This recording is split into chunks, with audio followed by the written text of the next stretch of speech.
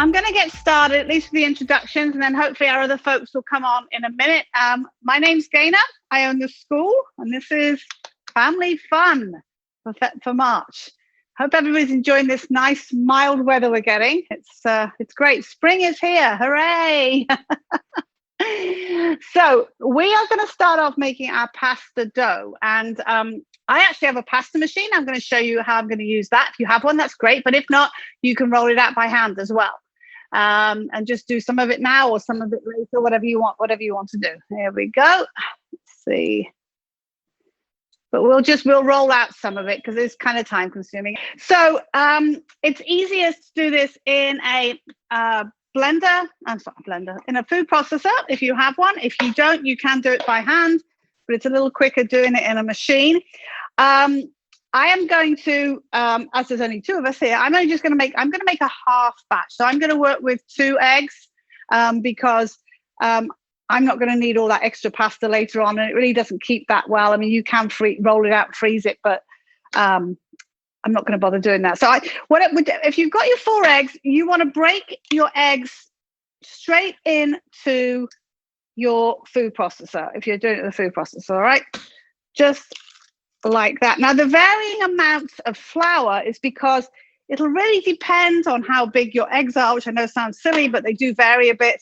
And also flour is very different. Different types of flour are very different. Some have more moisture in them than others. So the amount of flour you need does vary a little bit. So I'm just going to put this on just to mix it up. Because plugging it in usually helps. I'm going to plug it in first. That works better, doesn't it? So plug it in and you're just going to mix them a couple of times. There we go. Just like that, so your eggs are mixed together, all right? So it doesn't take a long time. And then what I want you to do, I want you to add flour a little bit at a time. So I suggest you add about a half a cup of flour roughly at a time. And I will show you what it's meant to look like. Oh, there we go. There's our 4th person. Must be Jeremy. And the reason we do this is so that you can see how much flour you need. I'm going to switch over to my overhead camera here so you can watch in my food processor. You can see it. You can see it mixing. So I have my half cup of flour, and I'm just going to put this on low until the flour disappears. All right. And then I'm going to put in about another half cup. Now we're looking for this to, a little bit more, that wasn't quite half a cup. We're looking for this to form a dough, but it shouldn't be sticky and it shouldn't be too dry. So where are we going? Okay. Hi, is that Jeremy?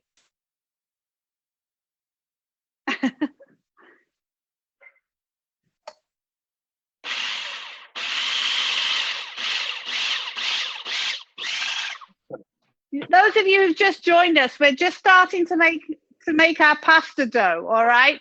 And the way we've done that is we've put our 4 eggs in a food processor, and we're adding the flour about half a cup at a time, all right? So we're going to do that so we get the right consistency dough. I'm going to go back to the overhead so you guys can see this. So now it's sort of sticky. It's like a thick batter at the moment, but it's not ready yet, not a dough yet. So I'm going to put about another half cup in. Doesn't have to be exact. Hard to do this backwards.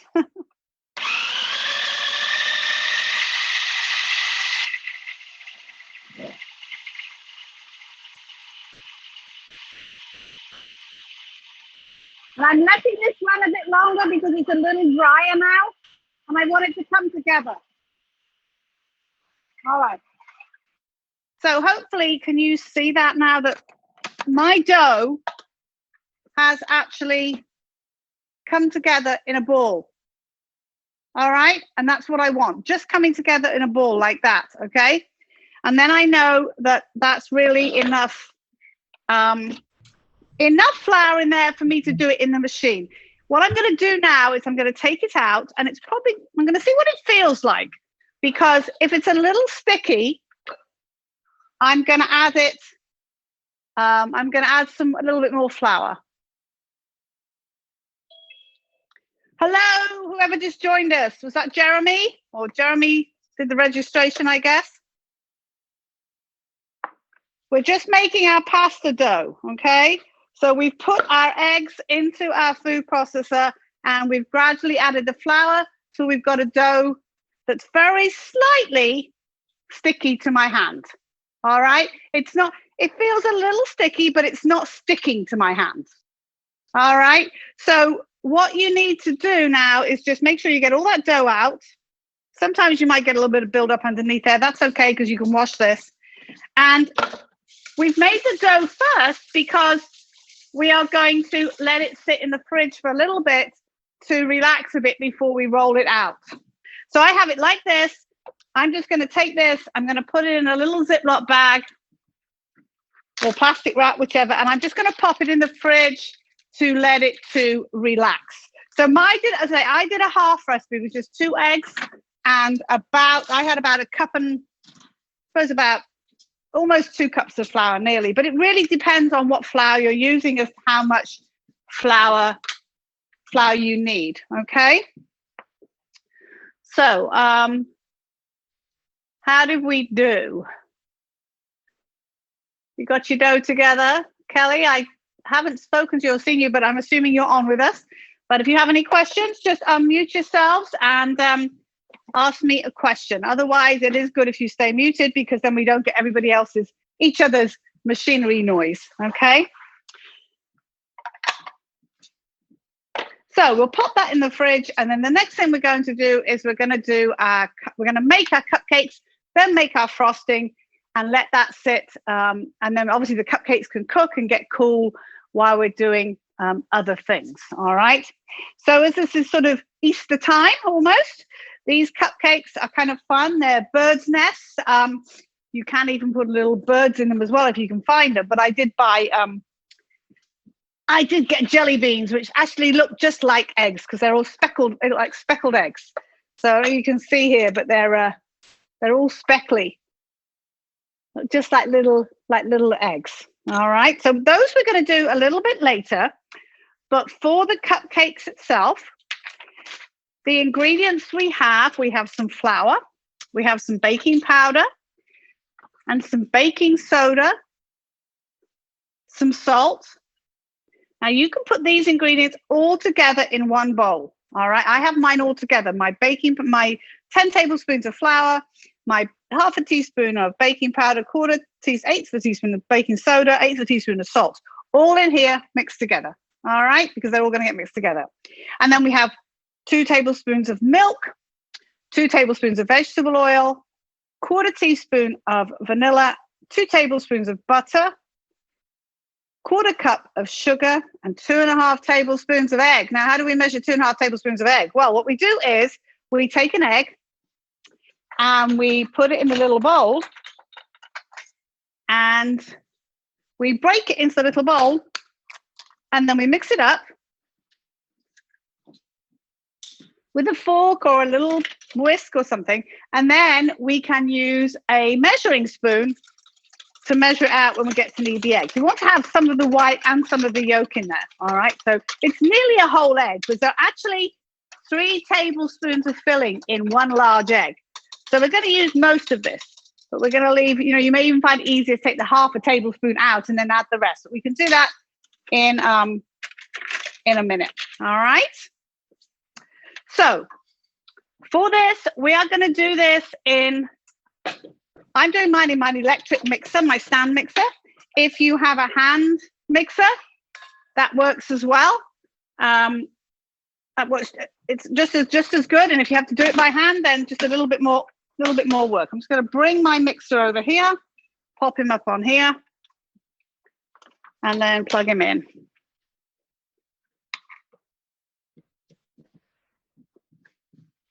So if you're using a stand mixer like this, like a KitchenAid or something, you want to use the flat beater. All right. If you're using a hand mixer, then just use the attachment it comes with. All right. So what we're going to do first, we're going to cream the butter and the sugar together. That means we put them into the mixer, we mix it up so it looks all creamy and all the same sort of color and all, like looks good, like good enough to eat. All right. So I'm putting I have 2 tablespoons of butter here. All right. These are easy to measure off because you've got the little markers on the side of the butter stick. All right. There are 8 tablespoons in a stick, so you want a quarter of a stick. All right.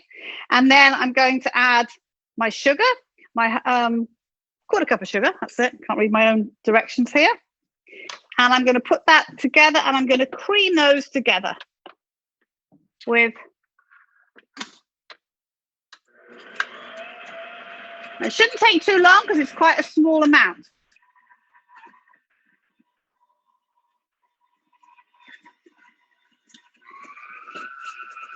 And we get that all nicely mixed together and creamed together, and then we move on and add the next ingredients, which will be the egg, and then we'll also add the flour mixture. And with the egg, we can put the vanilla in with the egg as well.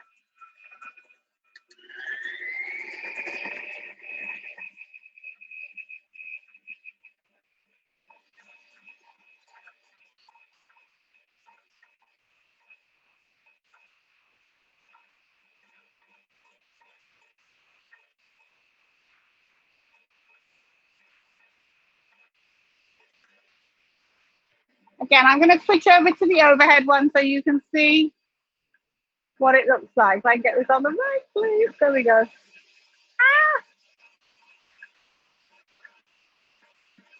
Ah! I can't see where I'm clicking my thing. I need the little arrow thing. There we go. Ah.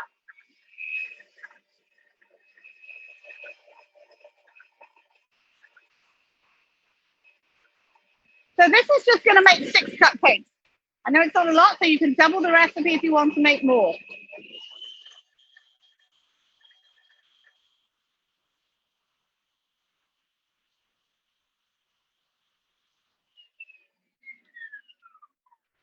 All right, so it's creamed together when it's sticking to the bottom of the bowl like that.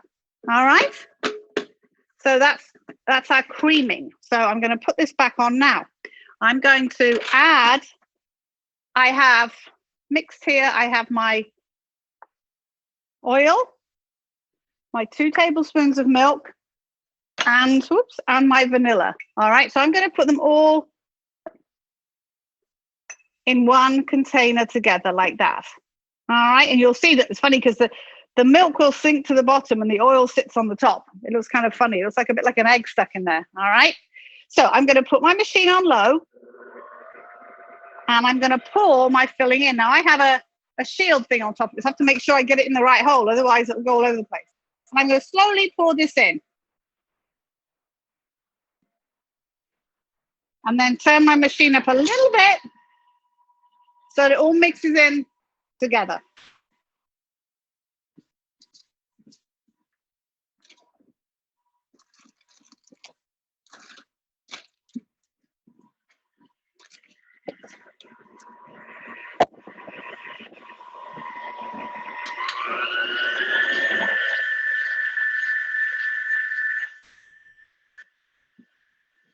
So make sure it's nicely mixed together.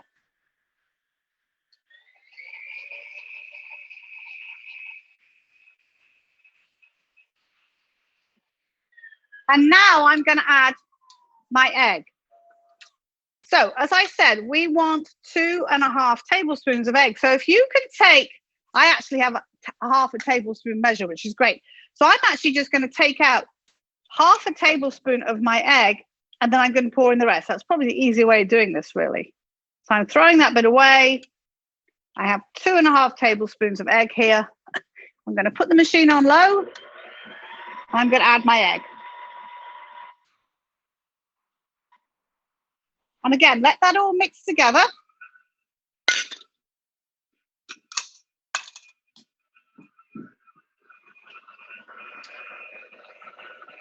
Now, you often find that when you're doing a small amount like this, or if it's a particularly cold day, which obviously isn't today, but what will happen is that your buttery, sugary mixture will stick to the bottom of your bowl, particularly using a big machine. If you're doing it by hand, you can move your beater around and stop that from happening. But if you're using an actual mixer, I suggest you give it a scrape down with a spatula so that you can get it all nicely mixed. Otherwise, you'll end up with lumps of butter in there, or sugary butter.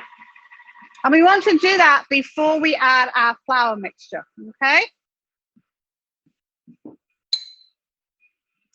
Now, what I'd like you to do, if you haven't already, is put your oven on, mums, dads, to 350, all right? So that we can put the cupcakes in pretty much after they're finished and when the oven's heated up, all right? Turn it up a little bit, get it well mixed.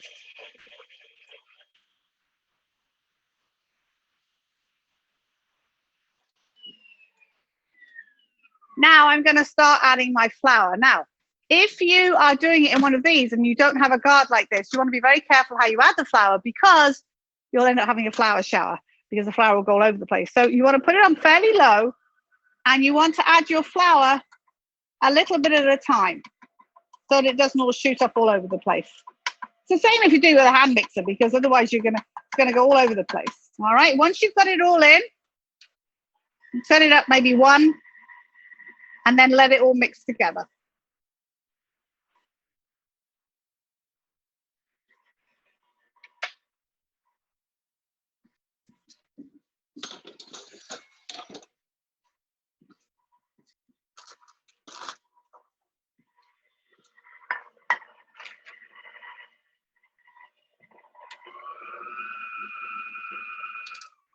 And I don't know whether you can see there, but I have some flour stuck on. You see, now you can see I have flour on the edge, on the side.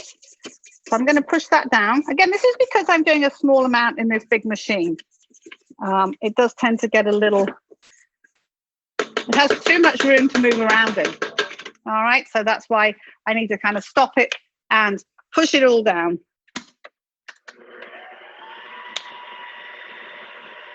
Oh, that's better. It's all mixing nicely in the bottom.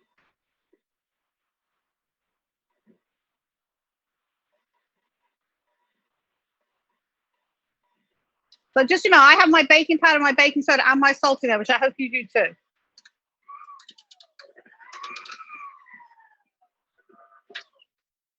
Okay, it all looks nicely mixed. Can you see that all mixed together in the bottom? So I'm going to lift my bowl off, move this machine out of the way.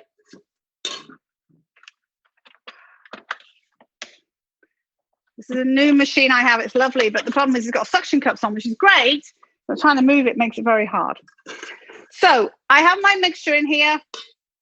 Now, what I'm suggesting we do, and you don't have to do this, but I just think putting it in a pastry bag, in a plastic bag to fill the cupcakes is a less messy way of doing this. This is the voice of experience. I'm doing these at the school with lots of kids and doing 30 or 40 cupcakes. It's much better doing it, much less messy doing it this way. But first of all, take your cupcake pan and put your little cupcake liners in it, whatever sort you have. All right. So I have some blue and white striped ones here. So I'm going to use, well, they're not all blue and white. Some are blue and white striped and some are blue and white polka dots. I've got a mixture.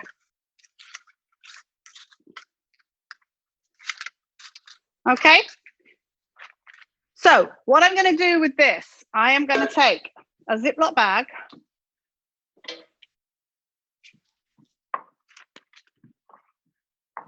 This is my Ziploc bag. This is a measuring cup or a large glass. Take your plastic bag, fold it back on itself, and then sit it in to your glass or your glass measuring cup and fold it down over the edges like that. Why do I do this? Well, this means now This is the way I fill pastry bags on icing as well. This means now I have 2 free hands to get the mixture in there, and it'll go, and by pushing it down, it's gone a long way down into the bottom. It's not all at the sides, and when I go to close it, all sticks to my, all sticks to the closure and something like that. So I'm taking my dough like this, like that, and I'm going to drop it into the bag in the glass or the jug. So that's a lot less messy way of doing it, and you'll see when we go to fill them, it's very efficient.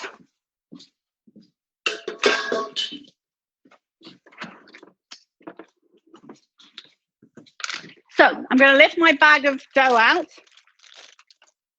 make sure I've got no air in it, and seal it. Now my dough should be sort of down near the bottom, which mine is, all right? So what I'm going to do, this little corner where the dough is, I'm going to cut a piece off the corner like that. So now I can hold the pastry bag like this and fill my cupcake liners straight up from the top like that, about 2/3 full, half to 2/3 full. And hopefully they will fall in. And then you can use a knife or your finger to sort of cut it off.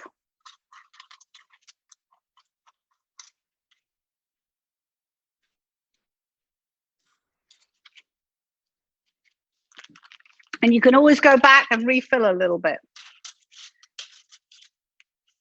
My liners are sort of sitting, they've kind of opened out a little bit, so I'm having to give them a little encouragement to go into the, there we go. I've got a bit too much in that one there, but that's okay. I can come back and take some out in a minute.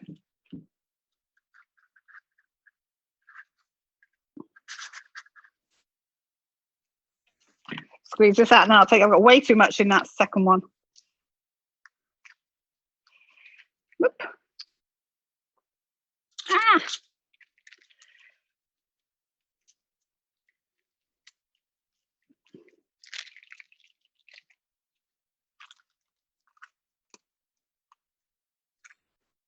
All right, now I've got to take some out of this second one because it's way too much in there, which is why I've only got 5.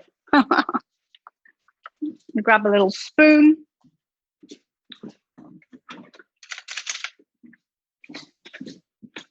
Take a wee bit out of this one.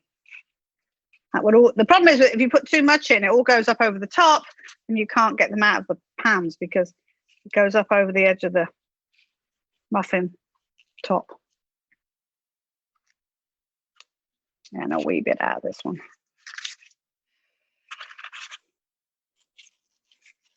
I was a little heavy-handed here.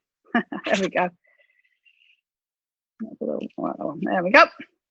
All right, so they're in there. If you have got pieces that have kind of folded in a bit on themselves, try and flatten them out so they don't go into the cake. This particular little batch of liners were opening up a little bit, we're a little bit open when I use them, so that's why they are doing this a little bit. All right, so these are going to go in your 350 oven for about 15 to 20 minutes. So I suggest you put your timer on for 15 and then come back and check them.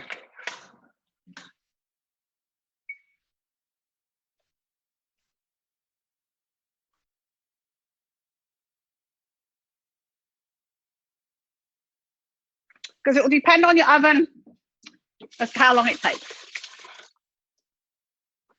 All right. The nice thing is now we can throw this bag away. So the next thing we're going to do, we're going to make the frosting, and then that can sit as well. All right. So if you look at your frosting, it's on the next page, the instructions. So what we have, 1/4 pound of butter, 3 or 4 cups of sugar. Now, we do want to use, if you're using an electric mixer, you do want to use the mixer bowl again. So give it a quick rinse out. I actually have another machine with 2 other bowls, but I'll go with this one. I know you guys have probably only got one.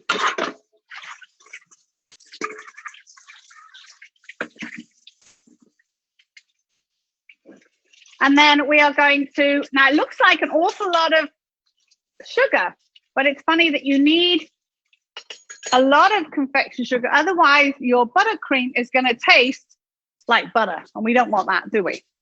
So I've got my nice clean bowl here. And then what we're going to do is we are going to put that back on our machine. You're going to use the same attachment, okay? You're going to use the paddle, what we call the paddle attachment again. All right. All right, so our three ingredients for this are our butter. I've got a stick of butter here. And I have confectioner's sugar, and then I have cocoa, because we're going to make this brown frosting. If you don't want to make it brown, you don't have to. But so this is going to go in. I'm going to beat this a little bit first to soften it up.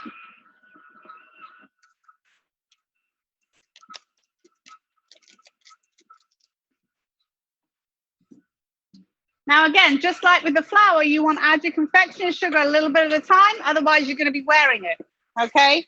So it's a good idea to add it in small amounts. Now, you can do this by hand. It's just a lot more work. Right, so I'm going to turn this down, and I'm going to start adding. I have about 3 cups in here, I think. Maybe 3.5. Got what I measured out. But I'm going to do it, add some, and then taste it. And when it gets to what I like, the taste I like, sweet enough, not too buttery, then I'm going to stop.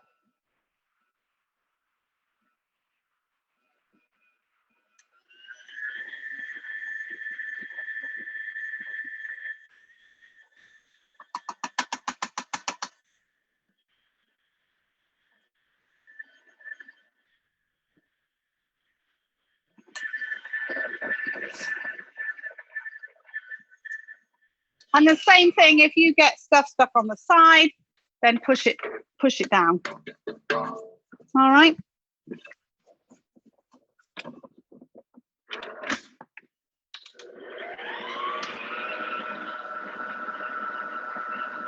And you can start adding the confectioner's sugar at whatever stage you like, but do taste it first and see what it tastes like, because you don't want it to taste like raw butter.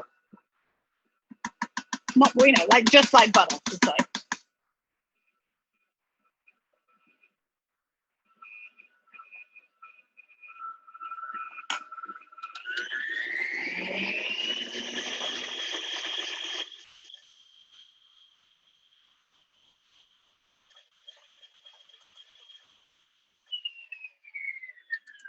All right, I'm just going to give mine a taste. I know I haven't got enough in yet, but I just want to taste it.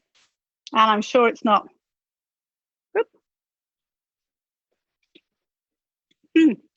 It's getting there. Maybe I put 4 cups in here. I can't remember. Right, I'm going to do 1 more big scoop, and that might be enough. So as I say, it's really personal taste, okay? I'm going to pour in my 1/4 cup of cocoa now. All right. Now, again, you may not see that, but I have, obviously it's stuck around the beater. So we want to make sure that all our buttercream is brown. So you want to push those big lumps off there so that they get mixed in. All right.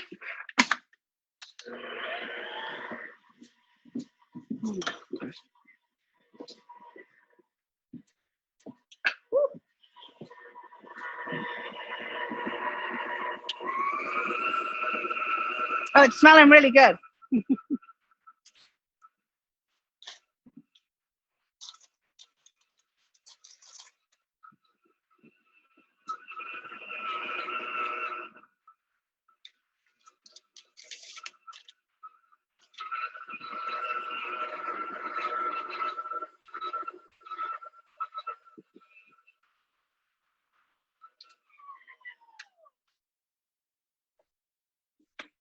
Come on, come. There we go. All right, I'm going to take this off. It looks pretty well mixed. I'm just going to make sure that it's, yeah, it is. Now, this is mine is fairly firm, so I'm not going to refrigerate it but if this was the middle of the summer and this was really soft, or it got really soft, I would suggest you refrigerate it before you try and put it on your cupcakes. But my butter was fairly cool. This is fairly solid, as you can see. All right, it's quite lumpy, in a good way. So I'm not going to refrigerate it because it'll make it very hard to decorate the cupcakes if it's super, super firm. And particularly when the cupcakes are really fresh, like they're going to be, they tend to be a lot more fragile. So to save on washing up, I'm going to leave mine in my bowl here. All right, I'm just going to sit it over here to one side so that I don't have to wash another container. And we will do the chocolate and the chow mein noodles in a little bit. All right. All right, everybody good so far? We all good? I hope so. I say yell at me if you're behind or you don't know what I'm doing, please. I get in my own little world here. All right, so that looks good. I'm going to wipe my counter off and then we can move on. We're going to do our little mini egg rolls next. These are kind of fun. They're like a regular egg roll, but they're made with little wonton wrappers, so they're smaller. All right. And I'm going to pull my stuff out for those.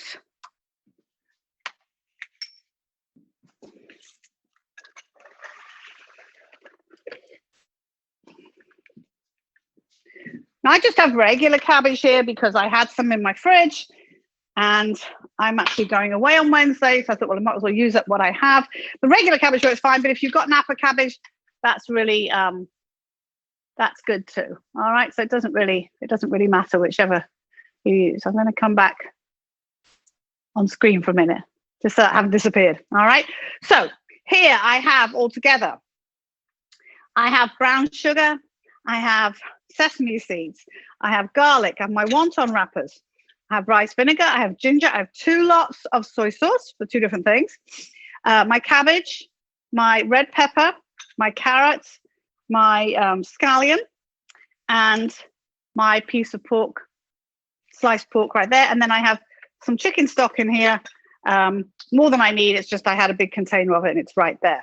So there are 2 parts to this. The second part is just the dipping sauce, which is really very, very straightforward to put together. It's just rice vinegar, sesame oil, and brown sugar. So we can even put that together right now.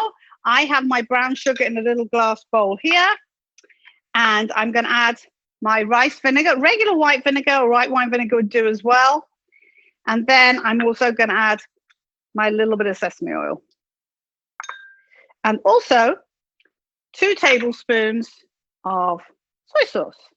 This is also, I don't mix the soy sauces up, so I need one for the other thing as well. All right. And I'm just going to mix that together. Get a little spoon. And this you would serve, you're going to serve with your egg rolls when they're cooked. All right, so don't forget about that. Put that somewhere so you know where it is. So for our vegetables, we want to prep our vegetables. And I actually have my cabbage already cut up. This is about 1/3 of a cup, just shredded, like if you were going to make coleslaw. All right, so about 1/3 of a cup. All right. Now for my scallion, I am going to, let me just move this over here a little bit, running out of room. So for my scallion, I am going to chop this into small pieces. So I'm going to take the very top off, and I've got 2 here because my scallions were really skinny. So I'm going to use 2. So just chop the top off, and then we're going to cut these into little pieces, because remember, they're going to go into our little wontons. So cut them small. You can use a small knife. I'm just using this big one, in little tiny pieces. All right. And use it all. Use the green part too. The green part is just as good as the white. Okay. So I'm going to pop those up to that corner. chopped up like that. And then for our carrot, I'm not going to use quite all of this. We're doing about half of a small carrot. Now, you can either cut it into thin strips, or another idea, which I think is easier, is to grate it. So I'm just going to peel the outside off. I'm going to take the top half of my carrot here, and I'm just going to peel the outside off like that. And then I'm going to cut the end off. And I'm just going to I'm going to use my peeler. If I can find it. There's this. I'm going to use this guy, my grater. All right, I'm going to grate my carrots. And again, that means we've instantly got it nice and small.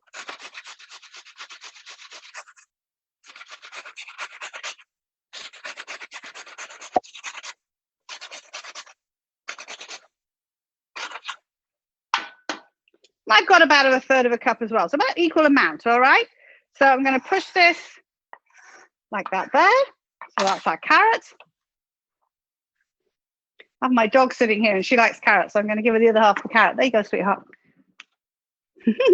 Well, she usually likes carrots, maybe not today. So that's our carrot, and then our red pepper, we want thin strips of about half a red pepper. Mine's a very big one.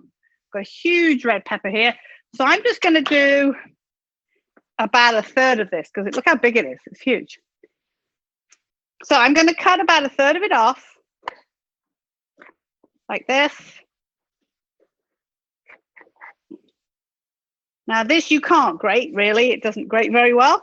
So I am going to have to cut this into small pieces. So when you cut it in half like this, take out the seeds, and then take out the white bit in the middle. And then we want to cut this in skinny, skinny strips. All right. So as skinny as you can get them. All right, like that. And then we're going to cut those as well in 2 or 3 pieces, because they'll be too long like this to go into our wontons. Oop, my knife isn't sharp. It's just this pepper's a little tough on the outside. So actually, I think that's about enough. So I've got strips about like this. So I'm going to cut them smaller. All right, I'm going to cut them, about 1/2 inch wide. Something like that. So they're about kind of like that sort of size. All right. Pop that to one side too. Put these away. And I have my cabbage. Oh, so that's telling me my cupcakes might be done, but I did only put them in for 15 minutes. I'm going to take a peek. They should be nicely risen, lightly golden brown. Yeah, I'm going to give them that other 5 minutes. They're not bad, but they're a little pale on top, and they feel a little squishy. I can tell that if I put a skewer in them, a little toothpick, it wouldn't come out clean. So I put them on for another 5 minutes. All right. Okay, clove of garlic. All right. Now, if you have minced garlic already, that's great. If you don't, you have to take a clove of garlic and you've got to get the skin off. And the best way to get the skin off is to put the garlic on your workstation, put a knife on top and give it a hit like that. And that will split the outside off the garlic. Now we want this cut very small. So what I'm going to do, I'm going to make a couple of cuts in it like this. Now, mums, dads, you may want to do this because I like to use a big knife for this. I'm going to put the flat of my hand on the front of my knife, and I'm going to rock the back of the knife backwards and forwards over the garlic so that it gets nice and small. It's kind of hard to do this with a little knife. You kind of really want a big, like a chef's knife to do this. If you have the stuff already minced, that's great, but very carefully pushing it off with my finger like that. All right, so that's my garlic. Now, we're getting everything ready first so that when we go to cook this filling, we'll have everything ready right next to us, ready to cook. And then we won't burn anything or put the wrong things in, hopefully, or whatever. Okay, So what else we have to do? We have to cut up the pork. So you want about, for the amount we're making, about 2.5 ounces of pork. So that's about half of this, because I know this is, I'm actually going to weigh this, because I didn't weigh this because it was frozen. I want to weigh it and see how much it weighs, just out of interest, see how close I am. I reckon this is 4 to 5 ounces, so we'll see. 5 ounces exactly. Woohoo! So as I said, I'm going to use about half of this. So again, remember we're putting these in the wonton. So I'm going to cut half of this like this. Then what I'm going to do with my half piece, I am going to cut it in half this way. And then I'm going to turn the pieces the other way and cut really, really, really skinny little pieces. All right. Again, so they'll go into our wontons, all right?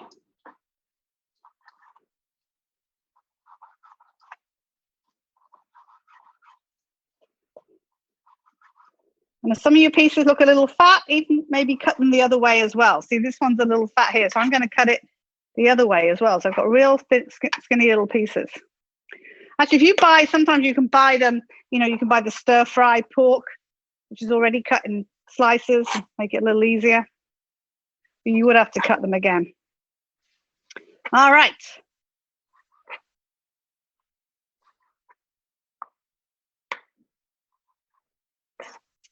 That's my pork. So I think we almost have everything ready. Let me double check. Yeah, I have some chicken broth. I've got all that. Good, good. All right. So what we're going to do first, in a medium-sized skillet, I want you to melt a little bit of olive oil.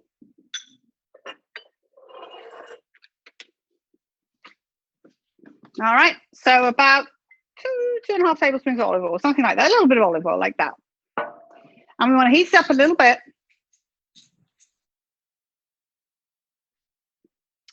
And then to that, we're going to add the garlic and the ground ginger, all right? And we're going to let that cook just till the garlic gets slightly softened, so a couple of minutes, and then we're going to add the pork and cook it until the pork's not pink anymore on the outside, all right?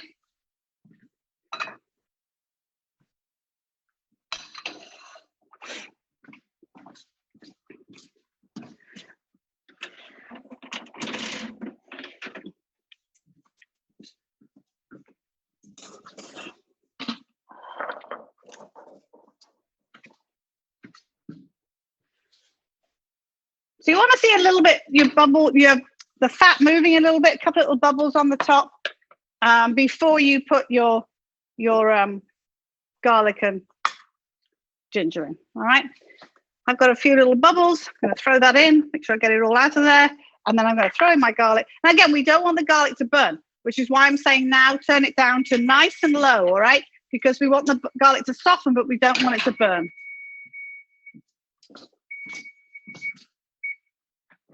Ah, perfect. All right, that's what I was looking for. My muffins are like golden brown. All right, now I'm going to carefully lift these out and put them over here on a cooling rack so that hopefully they'll cool enough. If you don't think they're going to get cool enough, you can put them in the fridge, but I'm going to leave them like that. They should be cool enough when we get round to wanting to ice them. All right. So a couple of minutes on this. And then we're going to add those pieces of pork, all right? And just cook those until they're no longer pink. And then we're going to add the cabbage and everything. I just got to measure out my chicken broth. Well, I can measure that out in a minute. Just put that there. Oh, you can get the smell of the ginger. It smells great.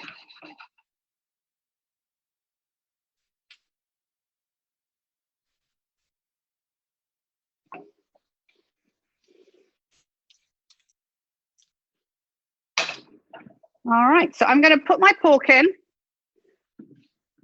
My garlic looks slightly softened. I'm going to throw my pork in. And I'm going to kind of move it around. bit like when you're stir frying, because we just want it to get coated on the outside, no longer pink on the outside, because it's going to cook some more once the veggies go in as well, okay? So we just want to turn your heat up a little bit. That'll help that cook a little quicker. So just till it goes white on the outside.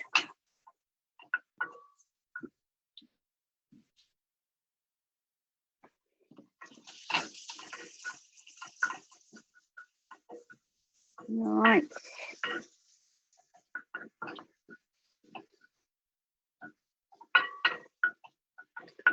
All right, so mine is no longer pink on the outside. All right, and that's what I wanted. So now I'm going to add, I'm going to take the pork out. I'm going to just pop in a little container, and then I'm going to cook the veggies, and then we put the pork back in to finish it cooking in a minute. So to this, and you may need to add a tiny bit more oil. We'll drop more in. I'm going to put in red pepper, chopped up in there, my carrots, like that, and my cabbage.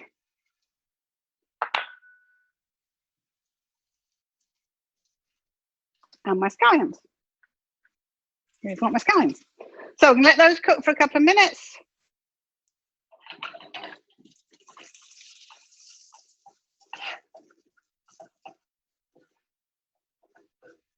A tiny bit more oil in there.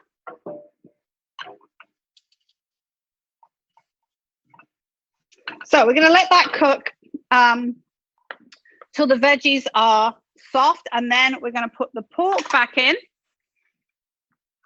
So till they're soft, we're going to add the pork, and then we're just going to let it sit.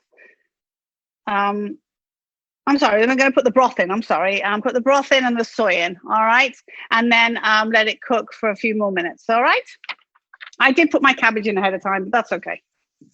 So for the chicken broth, you need about 1.5 tablespoons of chicken broth, and then that little bit of soy sauce, 3/4 tablespoon of soy sauce. All right, so I've just put in 3/4 tablespoon of, 3/4 tablespoon of soy, and now I'm going to add 1.5 tablespoons of, about 1.5, 2 tablespoons of chicken broth. All right. And let that cook for a couple of minutes. Turn your heat down to low. We're going to leave that for about 5 minutes. All right. Add the pork back to that, and then we're going to turn it off and let it get cool. All right. Because obviously we don't want to make the egg rolls with it hot. So we're going to do that. And then, so you want a little bowl, a small bowl. And once your veggies are soft, you're going to mix them with the pork and put them in a bowl. And if you can, I would put them in your fridge. All right. So that it gets nice and cold. All right. We better move along. We've already done an hour. Woohoo! All right. So just keep an eye on that and make sure it's getting soft. All right. And so we do need to get it cold. All right. The next thing we're going to do is meatballs. So you need a bowl, a mixing bowl to mix this in. All right, let's grab a bowl. I have a medium-sized mixing bowl here. And you have ricotta, breadcrumbs, egg, basil. Woo! Got flour all over myself. So what we're going to do is we're going to put the we're going to mix all this stuff together, and then we'll cook them. So you should put your turkey or chicken, whatever it is, in a bowl. Preheat your oven. If you have if your cupcakes are out, preheat your oven to 375. If you have a second oven, you can do it in the second oven, but you want to have it on at 375. So I have the turkey in here. To that, I'm going to add the ricotta cheese. And I'm going to add the 6 tablespoons, isn't it? Yes, 6 tablespoons of breadcrumbs. And my egg. And I like to just mix this all together with my hands. All right. And then my basil. Now with the basil, about 3 tablespoons of basil. You do want to chop this up before you put it in. All right. So you can do it with a pair of scissors, chop it in, or you can do it just like I was doing with the garlic. It's up to you, but you can cut it with a pair of scissors, grab it like this and cut it into tiny pieces like that with a pair of scissors if you want to. And I'm just going to chop it so we get it in all of them.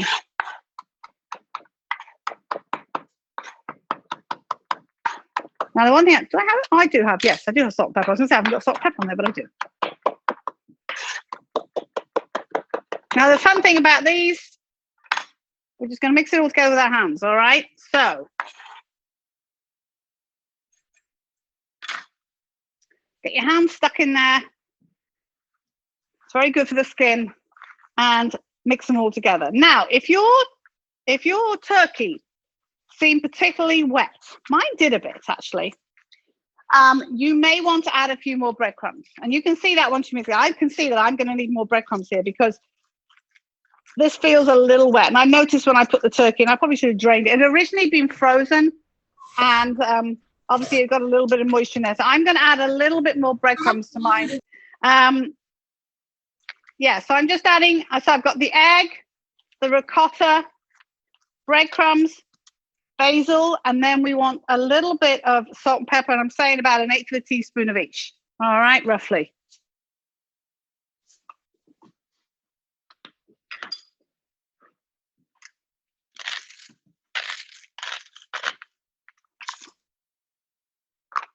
Okay.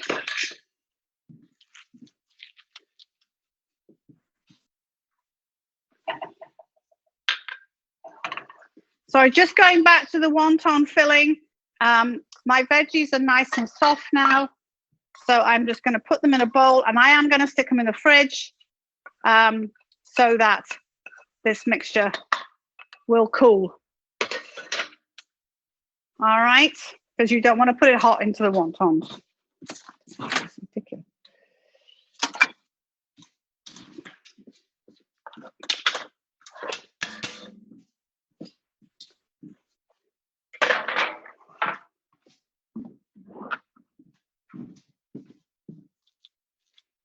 Yeah, they're okay now. So we got your mixture like this. Now you can do one of two things. If you want to roll them out ahead of time, just cook a few now. Put a little bit of flour on a cookie sheet or a big plate or something to put them on so they don't stick to your surface when you make them. All right. Now you can make these meatballs whatever size you like. All right. I'm going to take like a tablespoon size, I suppose, like that. All right. And just form them together in your hand.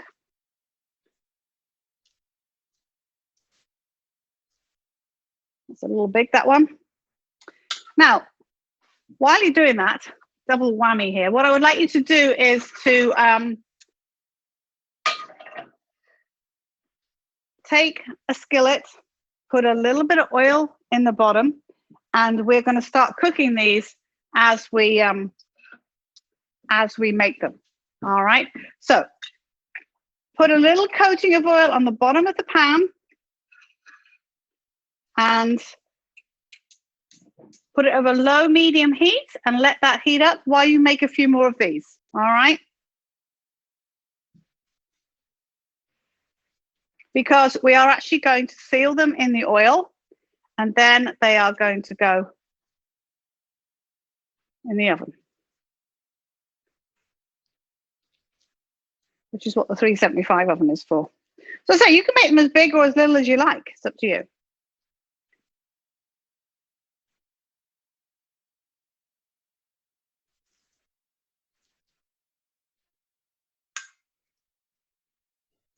So obviously that egg is binding it, as do the breadcrumbs, binds them together. All right.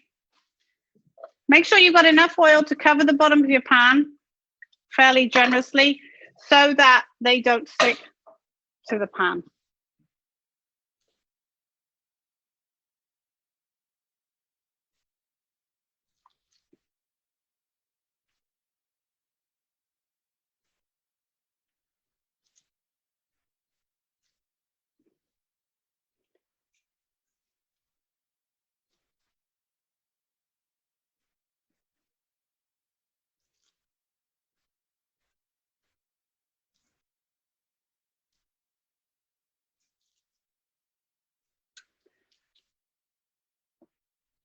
And what we're going to do, we're just going to cook a few of these now, and then I'm going to let you cook the rest later so that you can have them hot for dinner. And also the fact that then we won't, be wasting time waiting to cook. So you won't get them all in one pan.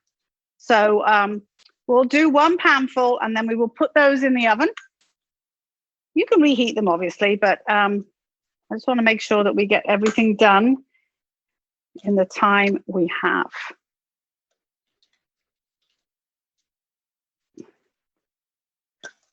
And I have marinara sauce here for mine. I'm just going to, it's some homemade marinara sauce, but it can be any marinara sauce that you like to serve with them. I do want to make sure we get to roll out the pasta. All right, so there are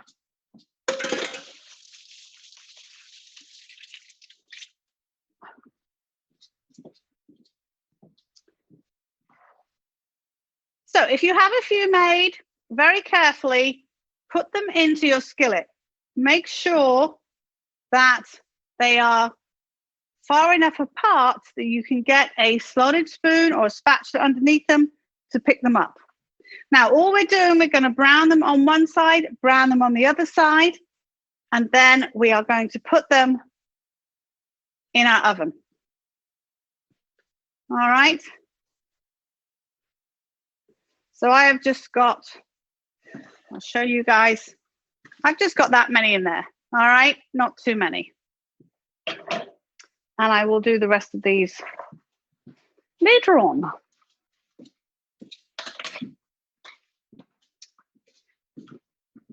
So we're going to let those get lightly brown. Don't keep turning them backwards and forwards, just turn them once. And then you do want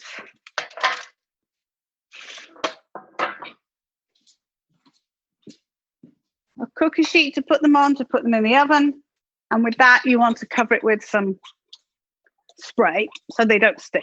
Or you can put foil in if you want. I'm just going to do a layer of non-stick. I don't think this thing's working very well. It's meant to be really good. And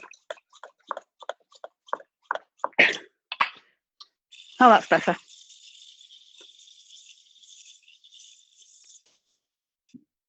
Do my contribution to the environment. Not too sure that I'm doing a great job. So I've just oiled that all over so they don't stick. Okay.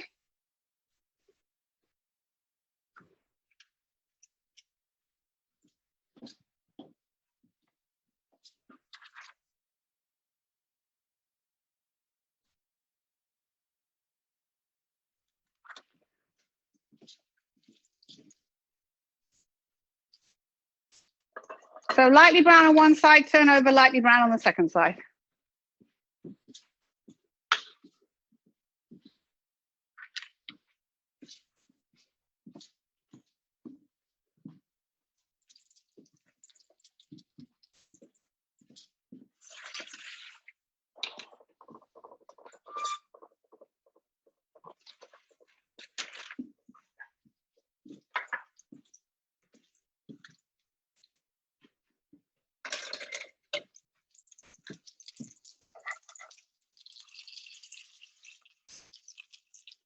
Just turn them over very carefully so they don't break. As I say, just lightly brown on the two sides because they will continue cooking in the oven.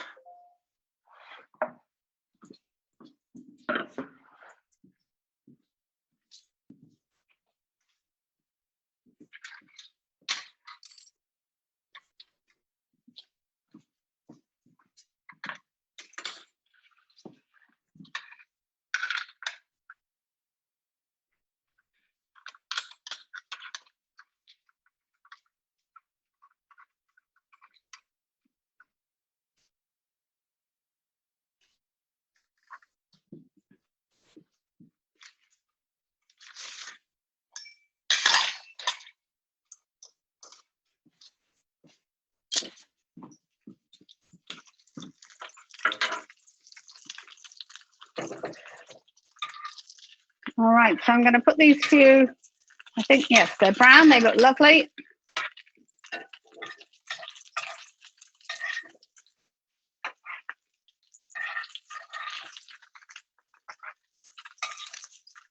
Now, depending on how big you've made them, they may take a bit longer than 15 minutes to cook. What you will want to do is to take one out and check it. You may even want to break one apart and make sure it's, you know, fully cooked inside before you take them out of the oven. All right, because it depends how big you made them. Pop those in my oven for 15 minutes.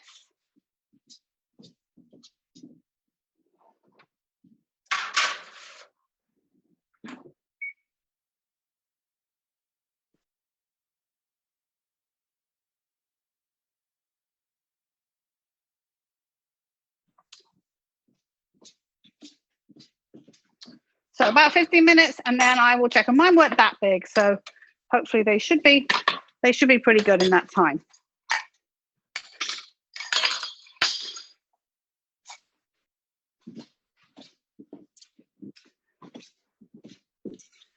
Now, I'll wait a minute for you guys, obviously, but we're going to move on and roll out some of our pasta. I'm not going to do it all because I don't want us to run out of time, but I'm going to show you two ways of doing it. One with the pasta machine and then one by hand with a rolling pin. What you will need is a couple of dish towels, all right? Because what we're going to do, we're going to lay our pasta out and we roll it for a few minutes before we cut it so that it dries enough for us to be able to cut it. If you're doing it by hand, a rolling pin, and if you have it, you don't have to, but if you have a pizza cutter, that will help you roll out a little bit more, cut a little bit more evenly when we get to that point. So what I want you to do is you're going to take a large clean dish towel. This is clean, it's just a bit stained. Being used a lot. A dish towel, and sprinkle a little bit of flour on it, all right? I've got mine here like this. I've just sprinkled flour all over it like that. And then you want another dish towel that's going to go on top, because even though we want it to sit for a bit, we don't want it to dry out too much, all right? So we have a dish towel that will go on the top as well, all right? So when you've got your meatballs in the oven, grab your dough. Oops.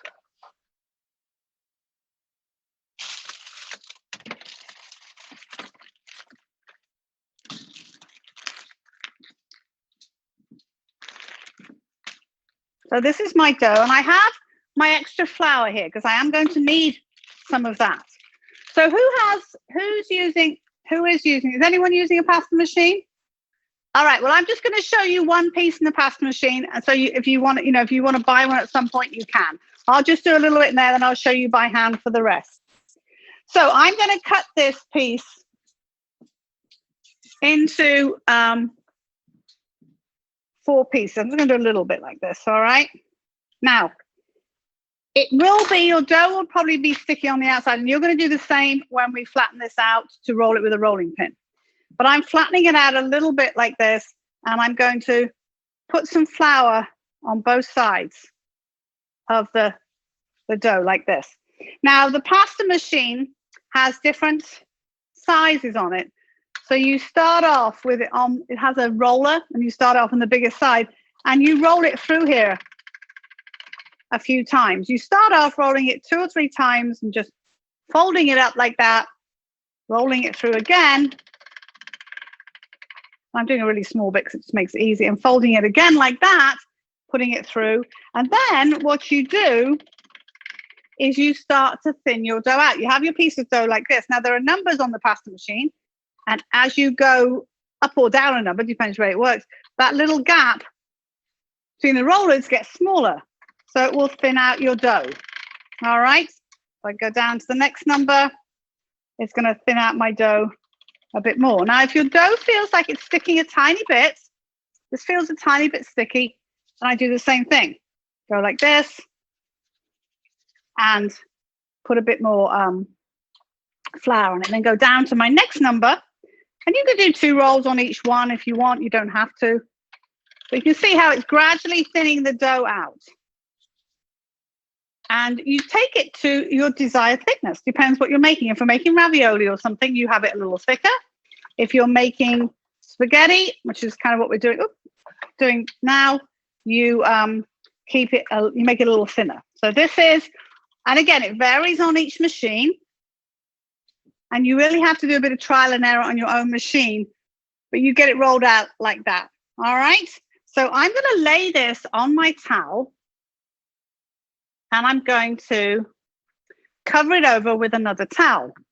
And I'll come back in a minute. I want to adjust this, take this off a minute. I'll come back in a minute and show you how there are 2 sets of cutters on a pasta machine. One for thin spaghetti and one for spaghetti. It's almost like a, almost the size of a fettuccine, but not quite. All right. Okay. So what I want you to do then, if you're rolling it out on the rolling pin, put it on the table, put a decent amount of flour on your work surface, flatten your dough out a little bit, and then just dust with a tiny bit of flour on top. Not a huge amount, just a tiny bit, and then sort of pat it off. And then you're going to roll it out to your heart's content. All right. So again, have flour on your rolling pin as well. Roll your dough out. And turn it around as you're rolling it out so that you know it's not sticking to your work surface. If it does start to stick, you want to put some more flour underneath, all right? But if you leave it there and just keep rolling and rolling and rolling, what's going to happen is you're suddenly going to go and try to pick it up and it's going to be so stuck to the table you won't know what to do with it. And you can do it widthways as well to help it get nice and thin. Now you really want to get it, if you can remember that piece, I'll show you in a minute, we want it as thin as that, all right? So it takes quite a bit of rolling, but it can be done. But this is a lot too thick right now. So I'm keeping rolling, pressing with my rolling pin, keeping flour on the rolling pin so it doesn't stick. Press it, press it, press it. And you want to do it in fairly long strips because you want to have like a piece of spaghetti. So you want to have it long and thin. And this is how they used to do it in the olden days back in Italy. They didn't have pasta machines. They rolled it all out by hand. So we're doing it the traditional way.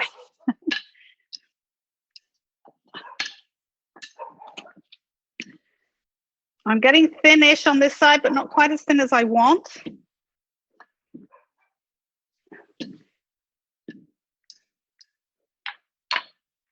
You can see why we're not going to do all of this right now. We'll be here for ages. So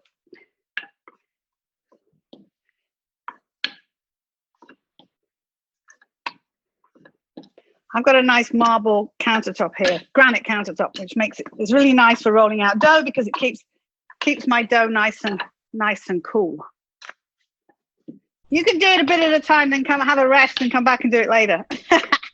Don't forget, I've only got half recipe here altogether, so I only did the half. All right, so this is pretty thin. I always do it like I should almost be able to see the shadow of my work surface underneath because I have a dark work surface here. So I'm looking to see sort of the reflection of my work surface and to be able to see sort of light through it. All right, light coming through it, then I know it's fairly thin. All right, now, if you have a pizza cutter, it's best because basically you can roll your pizza cut up. I don't have one here actually. You can roll it up. Otherwise, you can just use a knife and cut it. Now, you want to try and get your pieces fairly even size. You probably want to even your edge off first to get a nice straight piece like that. And then cut it whatever width you want. Now, obviously doing spaghetti, real thin spaghetti by hand is kind of hard. But if you want to do it sort of fettuccine size, and this is why it's easier with a pizza cutter, because it's a little easier to get the even shape. And the reason I'm doing this one straight away, you can. When you do it in the pasta machine, you have to let it air dry a little bit before you put it through the cutters on the machine, because otherwise it sticks like crazy. But you do want to, when you've cut this, you want to lay these pieces on a towel to dry a little bit before you cook them. Not completely, but you don't want to bunch them all together because they'll all stick together and they won't separate when you go to cook them. So now if I was doing this in the machine, I'm going to show you, I can do the rest of this piece in the machine just to show you. We just square that end off like that. So a pasta machine classically comes with two cutters. You can buy additional ones to go with it, but every pasta machine I've seen comes with these two. It's, as I say, a thicker one that looks like a fettuccine and a thinner one that looks like actual spaghetti. And what you do is, and I'm going to use the other piece first, I want to let this dry a bit.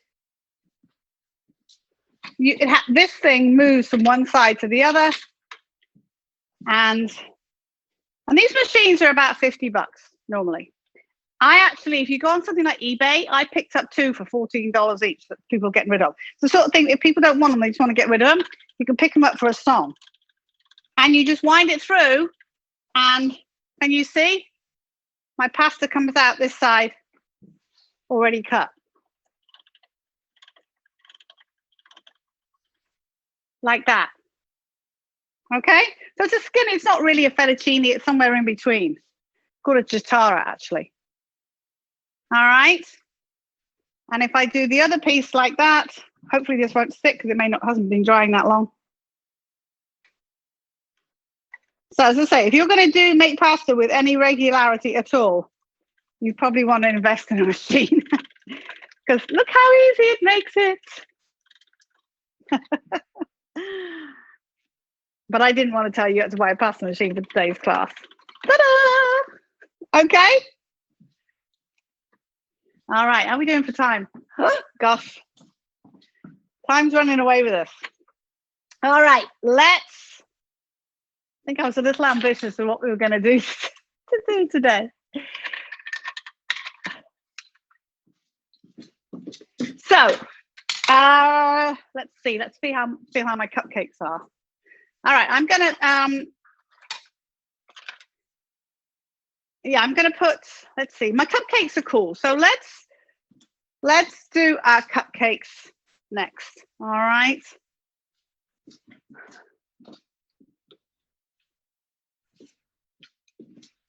So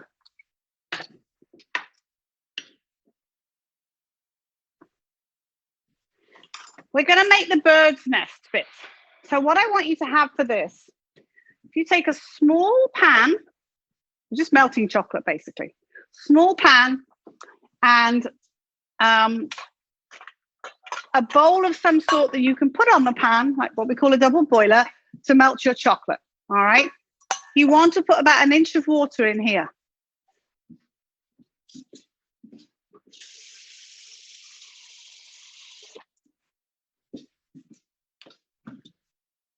And you're going to put this, whoops, it's hot. Ooh. Heat this up.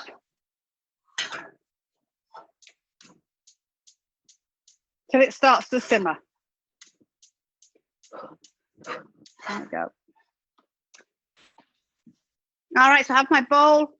I'm going to put my chocolate in my bowl. Okay? I have a biggish lump of chocolate here that I melted the other day, so I'm just going to break this up a little bit. There we go. And we're going to put that on there in a minute to so the chocolate melts. All right.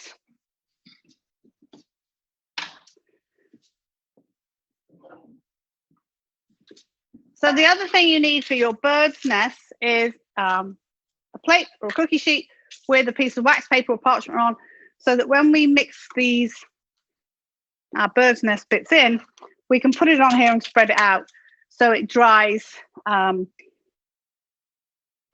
we can play around with it and dry it. So what I'm going to do, I'm going to give you spoonfuls, and I'm going to tell you to break it up in little pieces on here so it dries, so that we can put it on top of the cupcakes. All right, and then I have my jelly beans right here. Now with your icing,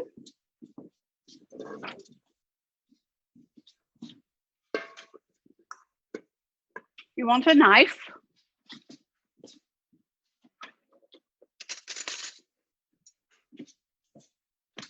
And we can do this while this is heating up. We are going to ice our cupcakes. Now, if this is still a little firm, be very careful when you put it on your cupcake, all right? Because you don't want to break your cupcakes. It is a little firm, this actually. All right, that's my meatballs.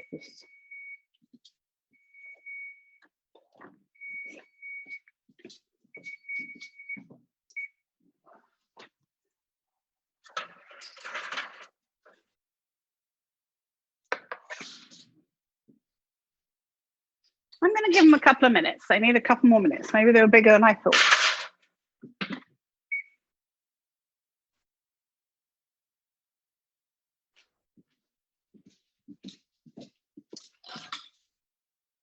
Actually,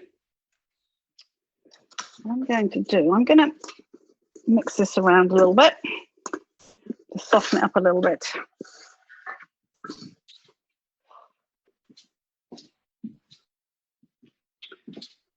Right, actually, my icing does feel a little firm, so I'm going to put this.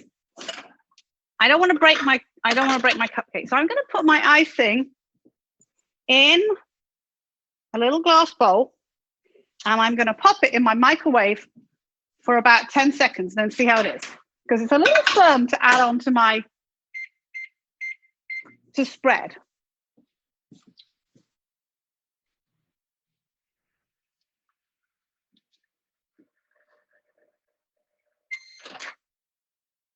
Yeah, that was enough. That feels much better now. It's a little softer. I can press it easily with my fingers. All right. So my water is simmering. So I'm going to pop my chocolate on, and I'm going to turn the water off and let that sit while we ice the cupcakes. Yes, this is much better. It's spreadable now. It's because of the chocolate in there. So I'm going to put this on, and I'm going to put a nice big dollop of icing on my cupcake and spread it around. All right, like that, all over. You should have as much icing as you need, maybe more than you need. I decided we'd make a lot. Whoop, there we go. And it doesn't have to look really pretty because this is going to be our bird's nest, or the bottom of our bird's nest, I should say. So. All right.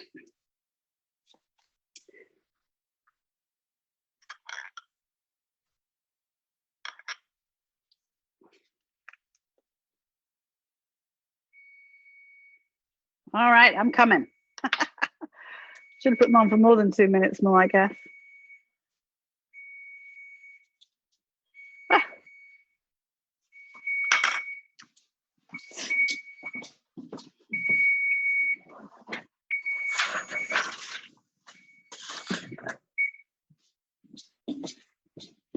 All right, hold on. Spread.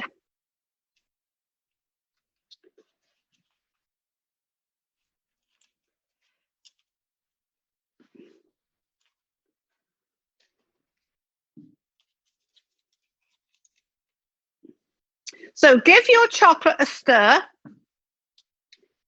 as it starts to melt, okay?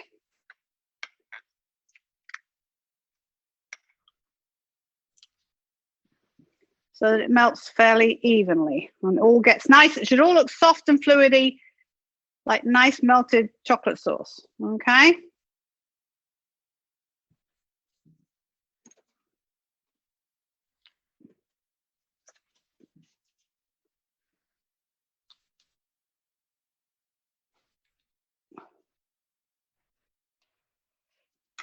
My little cupcake liner has come off, so I'm going to take it off because it's falling around. All right, so nice big dollop again. Spread it all over.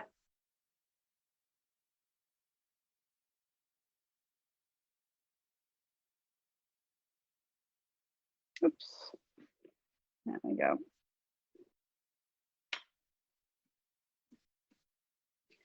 Moving it around because it's sticking out the sides of my, there we go. All right, let's see how my chocolate's doing. Getting there, not quite.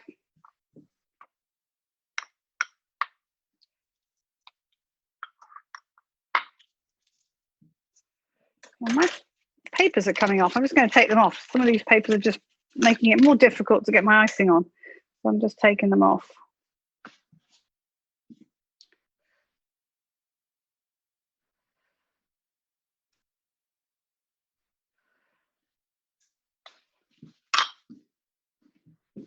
Yeah, so just really keep an eye on your chocolate. Make sure it's melting. I'm actually spreading some of this with my fingers because it's being a little funny. I don't know why. Might be it's still a bit cold, really, but it's very pliable. It just doesn't want to spread with my knife properly. So I'm just spreading it with my fingers, which is fine, which is unusual. You can't normally do that, but it seems to be mixing. I don't know why. It's just got a mind of its own today. There we go. As long as I've got it on there, that's all that matters. And it doesn't have to look pretty. All right, how are we doing? We're pretty good. Almost melted. So I'm just going to put this here a minute and let it melt. And then we will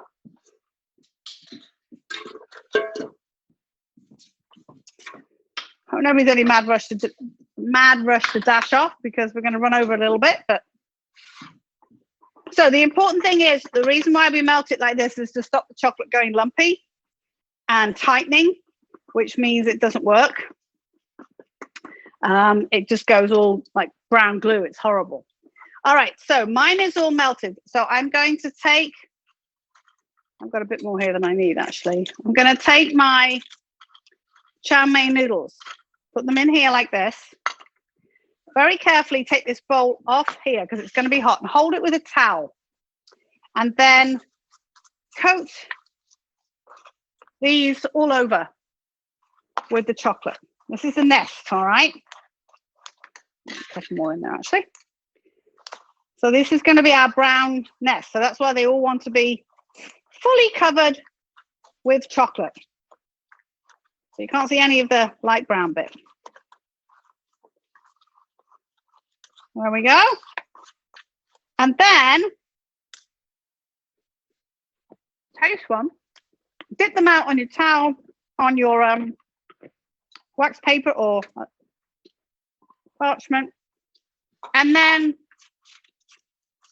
separate it out. All right. You can even do this with your fingers. You're just going to get chocolate all over your fingers. So separate these out. And if you don't have enough, you can always do a bit more later as well. So you do this. And then what we're going to do, we're going to let that get cold for a minute. And then we're going to put it on top of the cupcakes. All right. So just like, oh, I've got a bit more in there.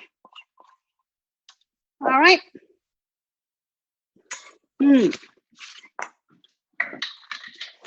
All right.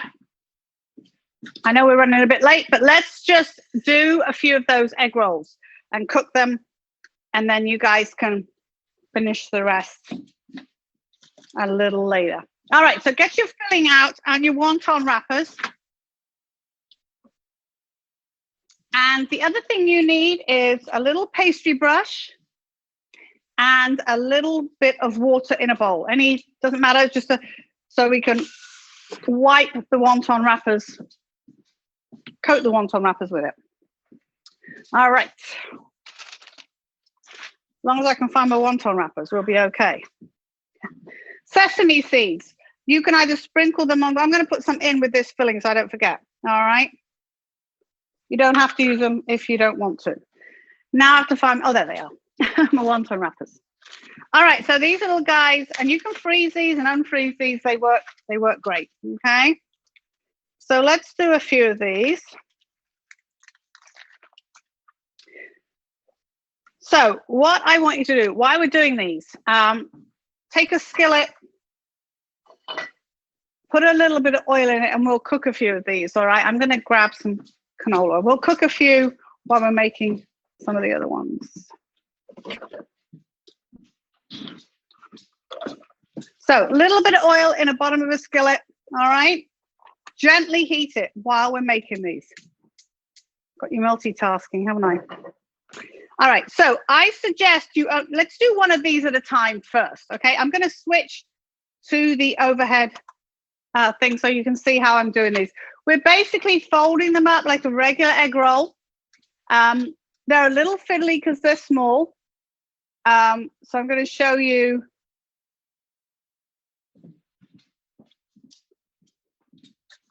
So here's my egg roll wrapper. And then I have my little bit of water here. So I'm going to take the water and I'm going to just put a little water on all 4 sides of the egg roll wrapper like that. All right. Then you're going to take a little bit of this filling. Now, not very much, maybe like a teaspoon, really. All right, of the filling. See if you've got a little piece of pork in there. So you can see how little I've got on there, hopefully. All right. So what I'm going to do, my side, the piece nearest me, I'm going to roll it over the top. And I'm going to roll it down and seal it right here. And then I'm going to seal the sides. But now what I'm going to do, so it's a little heavy, I'm going to lift it up so you can see. All right, can you see a bit better like that? There you go. I have to get it in the right light. So now I'm going to put a bit of water on these sides so I can fold them in and then roll it over. All right, so a little bit of water on both sides. I'm bringing those sides up to seal it and up to seal it on this side. Can you see? Now I'm going to roll it. And I'm going to roll it round. Like that. All right? So it's not difficult, it's just a little fiddly. Oh, I got my, yes, I do.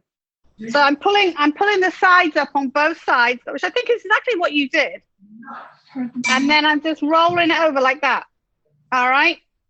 Now, if my oil is hot, I'm just going to pop them in the oil. Now, put them, when you put them in the oil, put the seam on the bottom.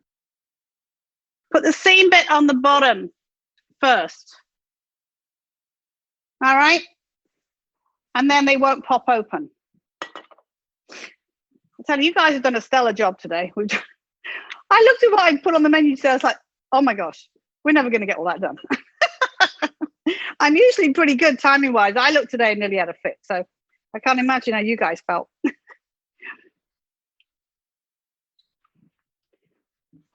So I'm folding another one over. I'm just going to do these 3 and then I don't want to keep you guys too long.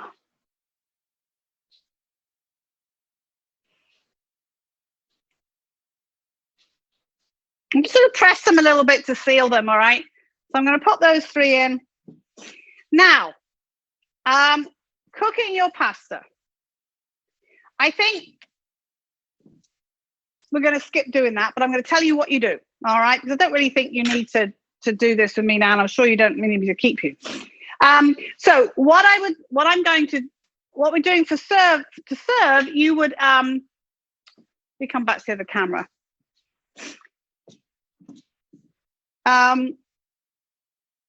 Okay, let me get me back on. All right. So again, I don't want to keep you guys for a huge long time, and I do want to get those what's names finished. So basically, you're going to heat your marinara sauce. Once it's slightly warm, you're going to put your turkey meatballs in it and warm it through. Now, for the pasta, fresh pasta cooks very quickly. So you want a large pot of boiling salted water. Throw your pasta in, and it's going to take, if you did really skinny pasta, maybe about 1.5 minutes, about 3 minutes to cook. That's all. And then you want to drain it. But you want a big pot of water. Don't put oil in there. You don't need to put oil in. All right, because you just don't need to. If you've got a nice big enough pot, you won't need to put oil in. All right. How am I? All right. I'm just going to pop these little guys in the fridge for a minute because they're not quite cold enough.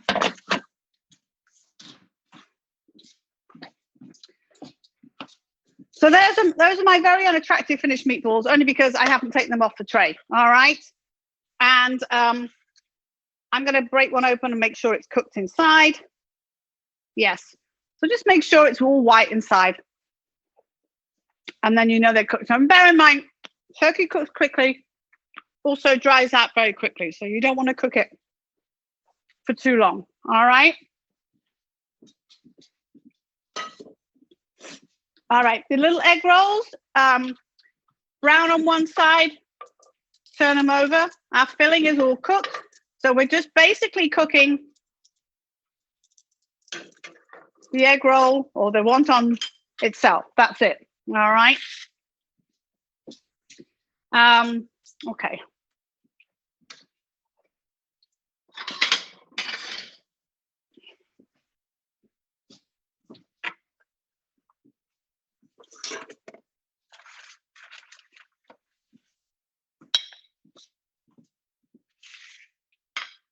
I usually have my table all nice and clear and have this all nice. I think that's going to happen today. All right, let me move this out of the way. I do want to get those little cakes done. I'm waiting for my chocolate to dry out. Okay.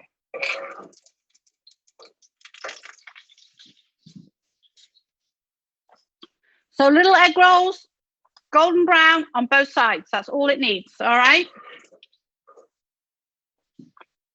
Just like that.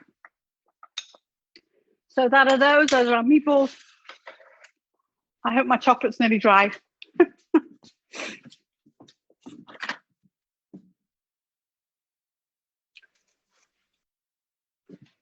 Little bit. Some of it is. All right.